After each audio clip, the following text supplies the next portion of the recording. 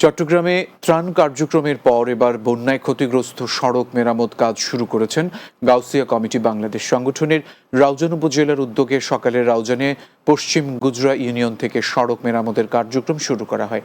এ সময় সংগঠনের মোহাম্মদ শফিউল আজম কোম্পানি, জয়নুল আবিদিন জাবেদ, এনামুল হক মুন্না, ফয়সাল সহ অন্যরা উপস্থিত ছিলেন। বন্যায় ব্যাপক ক্ষতিগ্রস্ত হয়েছে চট্টগ্রাম রুটের ফাজিলপুর ফেনী সেকশনের রেললাইন। এখনও ঠিক হয়নি এই রুটের আপলাইন। অতিবৃষ্টির কারণে বন্যায় আক্রান্ত ফাজিলপুর ফেনী সেকশনের রেল লাইনের নিচ থেকে পাথর এবং স্লিপার সরে যাওয়ার ফলে আপলাইন অত্যাধিক ক্ষতিগ্রস্ত হওয়ায় এখনও ফিট পাওয়া যায়নি।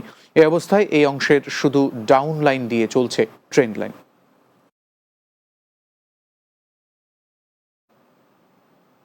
রাতের বাংলায় আবারও বিরতি নিচ্ছি, সঙ্গেই থাকুন।